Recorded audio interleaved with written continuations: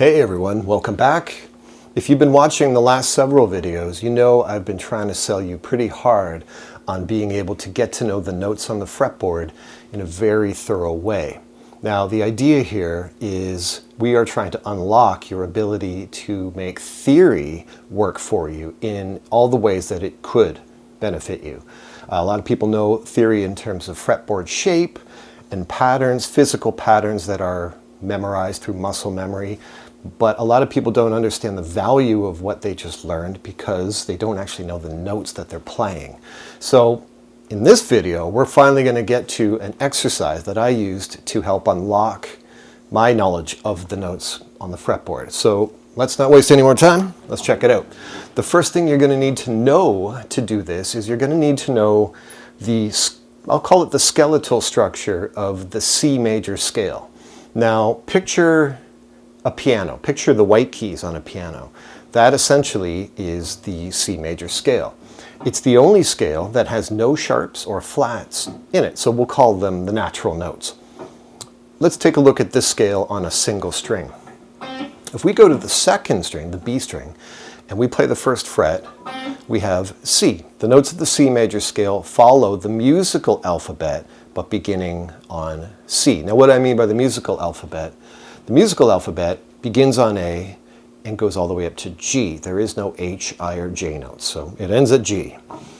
So in this case, if we start on C, we're following the musical alphabet through to G and then continuing past it to C again. So let me demonstrate what I mean by that. C at the first fret, D will be at the third fret. Now the main thing to keep in mind here is the spacing.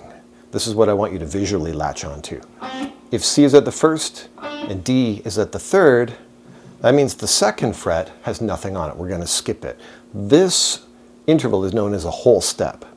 Keep that in mind. So C to D, whole step. D to E is another whole step. So whole step, whole step. From E to the next note F is only a half step. Okay? So whole from C to D, D to E is a whole, E to F is a half. From here, I think you'll be able to identify the half and whole stuff pretty quickly. F to G, whole step. G to A, whole step. A to B, whole step. And finally, from B to C is a half step. Now, the point here is to make this easier to remember and easier for you to utilize it, forget the whole steps for now. There are only two half steps, and those are what you want to latch onto. They are between E and F and B and C. Now, E and F and B and C are one fret away no matter where you are on the guitar. It doesn't matter if your E is here or up there or down there. Same with B and C. Half step. It doesn't matter where the B is located, C will be right next to it, and same with E and having F being right next to it regardless. Keep that in mind because all the other two consecutive notes in our scale, whether it's C to D, D to E, F to G, on and on, they're all whole steps. So all you need to worry about are the half steps, and that means you only have two things to remember and not 4 or 6 things to remember. So here once again is the C major scale.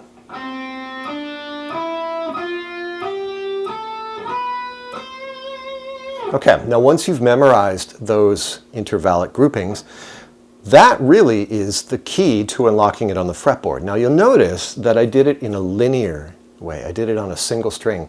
That is the key. If you go across strings, you're not really going to be able to visually see a half step and a whole step when you go between strings. I mean, eventually you would understand the relationship, but it's much easier when you do it in a single line form. You can clearly see what's one fret away and what's two. That's the key to unlocking the fretboard. Go back to the piano way of thinking. How easy is it to learn the notes on the piano? I would bet most piano students probably get to know them left to right within a couple of weeks. They could probably identify pretty much any note, because it's all laid out in a very step-by-step logical order. On the guitar, The only way you can view it that way is on a single string. Think of a single string as a piano.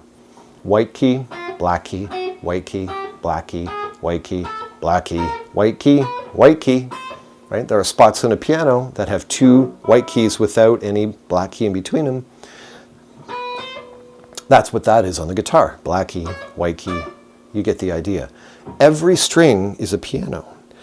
So what you want to do is approach knowing the notes on the guitar one string at a time. Let's start on the first string, which is E. If you know the names of your strings, you're going to know that the high E string is called, well, E for a reason.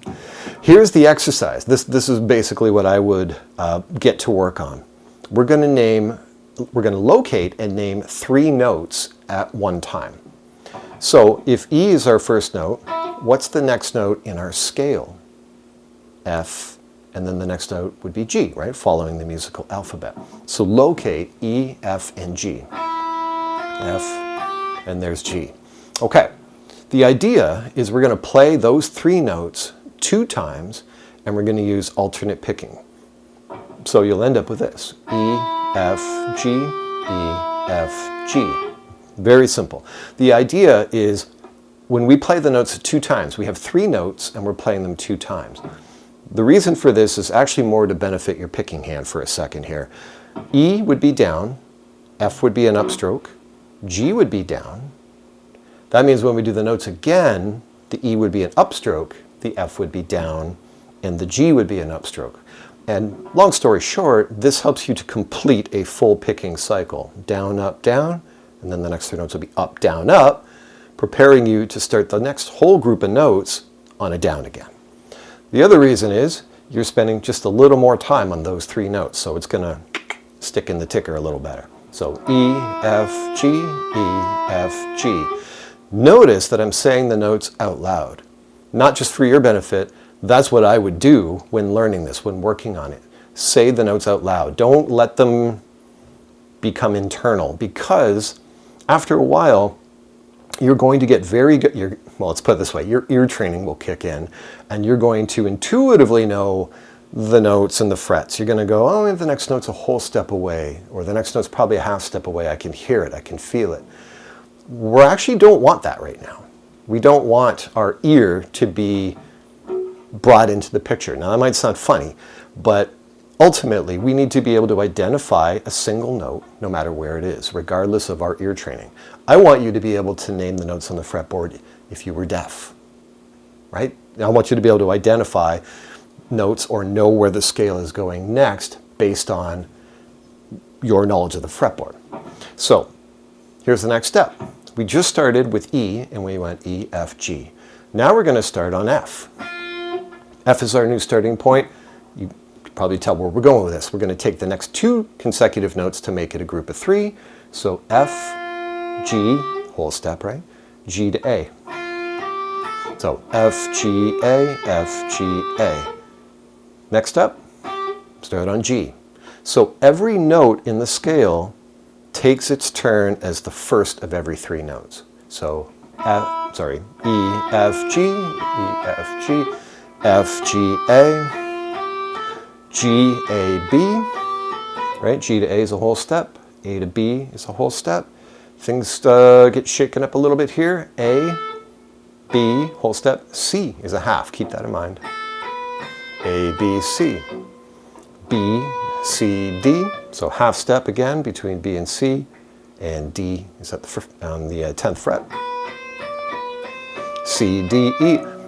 You get the idea. You carry this all the way up the string. It might look something like this. E, F, G, F, G, A, G, A, B, C, B, C, D, C, D, E, D, E, F, E, F, G. Notice that we just came full circle. We started with E, F, G, and up here at the 12th fret, we have the octave E, so we're back to E, F, G.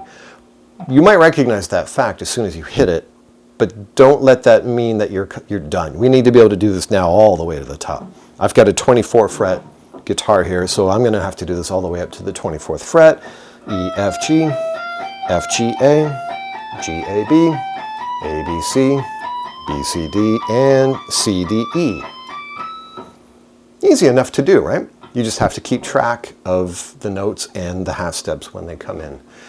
Now the fun begins. At this point, you need to be able to do this backwards. And I don't mean going up the notes but down the neck. I mean going down the neck and down the notes. And for most people, this will be this will be slower going because you do have to, in fact, kind of know the alphabet backwards. I don't know about you, but my ability to do that is not the greatest. But from E, it'll be E, a whole step down to D, whole step down to C. D, whole step to C, half step to B. The fact is, music doesn't always just go up. We need to have the ability to descend this. And I can tell you, after a while, it does get easier.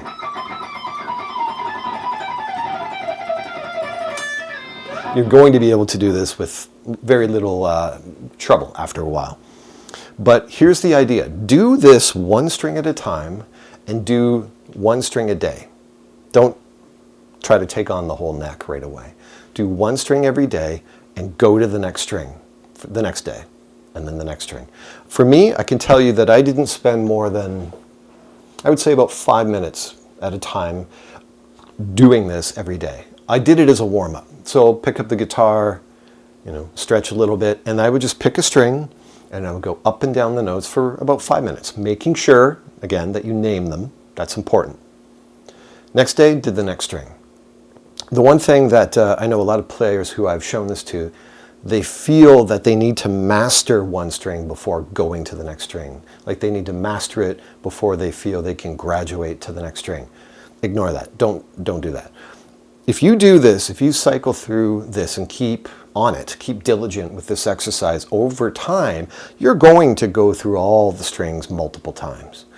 The important thing is that even if you don't master one string before going to the next, the patterns are still the same. You're still getting acquainted with C to D being a whole step, D to E, no matter where you are, right, is a whole step, E to F is always a half.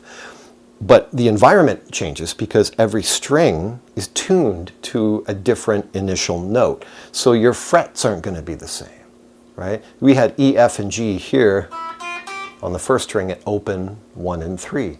Well, they're not going to be open 1 and 3 when you get to the second string. It's going to be 5, 6, and 8, right? So the environment, so to speak, is going to change, but your patterns, the way each note will connect to the next, will not. It'll always be the same. And over time, you're going to be able to play it quicker. You are going to be able to fire your way through it, and you are going to be able to name the notes. Now, personally, I can't say the notes out loud as fast as I can play them. That's ridiculous, right? But if you were to stop me on any note, I could identify it now. And that's what we're striving for. That's kind of the key to that. So that's basically the idea with this. That's exercise number 1. That one took me from 0 to like 60 eventually. And there are a few other things I'm going to show you over the next couple of videos, but that one I would get started on, and don't skip it. As boring as it may seem, or as tedious as it might be, especially when you're doing the notes backwards, just stick with it. And I guarantee you, over a period of time, you're going to start to see the names of notes start to pop out at you. Whereas before, you just see wires and wood and fret numbers, stuff like that. So stick with it. Again, if you have any comments or questions, you know what to do. Hit the comments, and I will catch you in the next video. Good luck with this one.